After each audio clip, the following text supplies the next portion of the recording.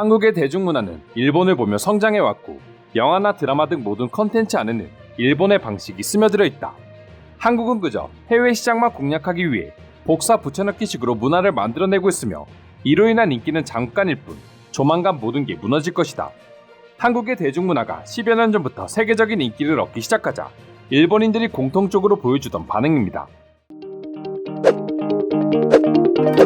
사실 한국의 대중문화가 발전하는 과정에서 일본의 영향을 받지 않았다고는 절대 말할 수 없습니다. 8, 90년대 일본은 세계의 문화를 지배했기 때문에 한국뿐만 아니라 수많은 나라가 일본의 패션을 따라하고 음악을 들으며 애니메이션과 같은 일본만의 문화를 즐겼었죠. 하지만 버블 경제가 무너지면서 일본의 대중문화의 인기 역시 삽시간에 무너지기 시작했습니다.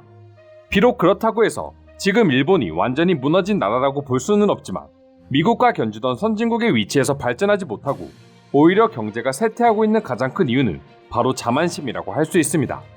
경제와 대중문화 모두 자신들이 최고라고 생각하며 내수 시장만 챙기다 보니 결국 세계적인 경쟁력을 잃게 되었고 그 자리를 한국이 차지하게 된 것이죠. 불과 얼마 전까지만 하더라도 자신들의 옷을 그대로 따라 입고 일본의 문화를 소비하던 한국인들이었으니 일본인들 입장에서 처음 한류 문화 붐이 일어났을 때는 당연히 저렇게 한국을 무시하는 반응을 보여줄 수밖에 없었을 것 같기도 합니다. 하지만 BTS, 싸이, 기생충 오징어 게임 등 우연이라고 치부하기에는 끊임없이 생겨나는 한국 대중문화의 세계적인 붐은 그렇게 한국을 무시하던 일본인들마저 할 말을 잃게 만들어가고 있습니다. 과거와는 다르게 이제는 수많은 외신들이 저마다 한국 대중문화의 우수함을 스스로 알리고 있고 단순히 대중문화뿐만 아니라 한글, 한국어, 한식 등 한국의 모든 것들이 세계 문화의 주류가 되다 보니 한국 문화의 인기는 잠깐일 것이라던 일본인들이 조용해질 수밖에 없는 것이죠. 주요 외신들이 보도하고 있는 한국 문화의 세계적인 입지는 조금만 검색해보더라도 수많은 자료들을 찾아볼 수 있습니다. 이와 관련해 먼저 지난 5일에는 영국 옥스퍼드 영어 사전에 한류와 관련된 단어 26개가 새롭게 실렸다고 영국의 공영 방송사인 BBC가 보도자료를 내보내기도 했었습니다. 한류의 인기에 힘입어 우리도 흔하게 사용하는 단어들이 K-팝, K-드라마, K-뷰티, K-푸드와 같은 단어들이 영국 옥스퍼드 영어 사전에 실리게 된 것이죠. 특히 사전에서는 알파벳 K가 한국 혹은 한국 문화와 관련된 명사를 형성하는 복합어로 실리면서 큰 관심을 사기도 했습니다. 이와 더불어 한류, 먹방, 대박과 같은 한국에서도 유행하고 있는 신조어가 사전에 실렸는데요. 옥스퍼드 사전에서는 대박이라는 단어의 뜻을 우연히 얻거나 발견한 가치 있는 것을 뜻하는 명사로 설명했습니다. 여기에 더해 누나, 오빠, 언니 등 성별과 나이 차이에 따라 각각 다르게 상대방을 부르는 한국의 호칭 단어들 역시 사전에 실렸다고 하는데요. 이 밖에도 영어 표현인 스킨십, 파이팅, 동치미, 갈비, 한복 등이 추가적으로 사전에 수록되었다고 합니다.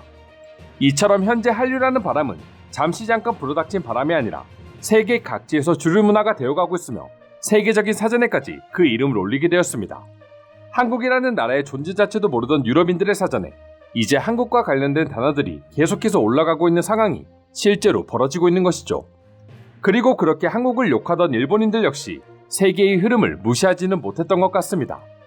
한국이라면 무조건 거부부터 하고 보던 일본인들조차 이제는 한국 문화, 한국 제품이라고 하면 거부보다는 호감을 가지고 다가오고 있다 합니다. 전염병 사태 이후 외부 생활이 확연히 줄어든 일본인들은 넷플릭스를 통해 사랑의 불시착, 도깨비 같은 한국 드라마를 줄기차게 시청하고 있고 이로 인해 수많은 한국 작품들이 일본 넷플릭스에서 역시 1위를 기록하고 있습니다. 또한 농식품부에서 발표한 자료에 따르면 한국 김치의 경우 여러 나라 중 일본으로의 수출이 가장 높다고 합니다. 그만큼 일본 내에서 한국 문화뿐만 아니라 한국 김치와 같은 한식마저 자국산만큼이나 통용되고 있다는 것이죠. 그래서이지 이제 일본인들은 자신들의 음악, 드라마, 영화 같은 콘텐츠를 예전처럼 즐기지 않는다고 합니다.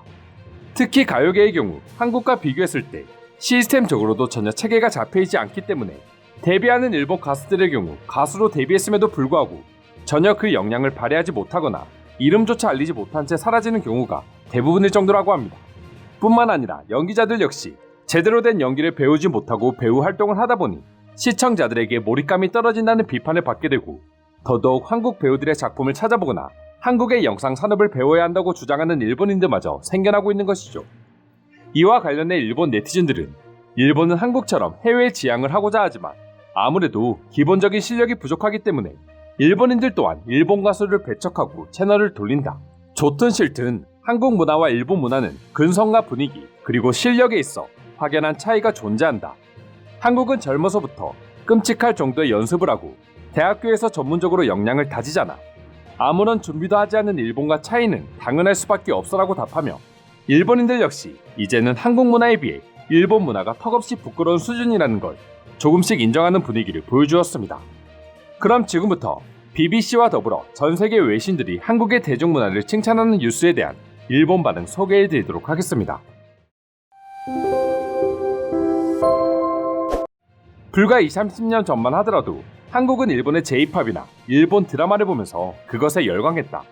그런데 이제는 완전히 반대가 됐어.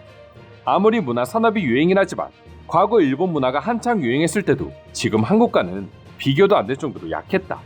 그만큼 한국이 대단해 보여. 일본의 산업은 아직도 80년대나 90년대에 머물러 있는 것 같아. 한국은 일본과 미국을 동경하며 발전을 추구했고 지금의 결과를 만들어내고 있다. 하지만 일본은 관련 산업이 전혀 발전을 이루지 않았다.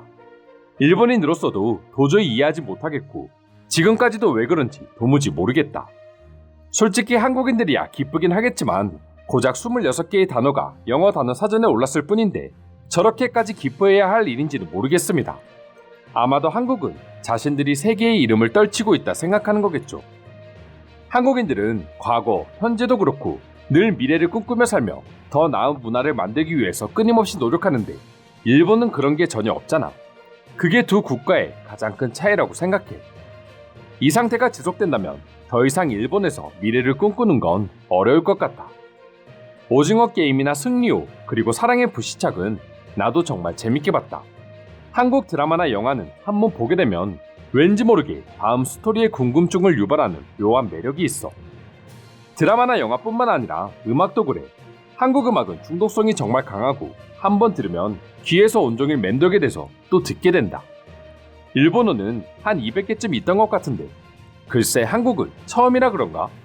처음엔 누구나 다 저렇게 기뻐할 수밖에 없다. 앞으로 계속 이런 현상이 이어지지는 않을 거니까 지금 기쁨을 충분히 만끽해도 200개의 단어가 실려있는 게 뭐가 중요합니까? 결국 일본의 대중문화는 아무도 알아주지 않는데 말이에요. 다들 말을 안 해서 그렇지 한국 드라마 한 번이라도 안 본 사람이 있을까? 이제는 숨길래야 숨길 수 없는 시대야. 그냥 인정할 건 인정하고 한국을 통해 일본 문화의 부활 방법을 고민해보는 게 최선의 방법이야. 이상으로 BBC 속보에 대한 일본 네티즌들이 보인 반응 살펴보았습니다. 오늘도 끝까지 영상 시청해주셔서 감사드리며 여러분들의 구독과 좋아요는 영상 제작에 큰 힘이 됩니다. 이상 종크TV였습니다.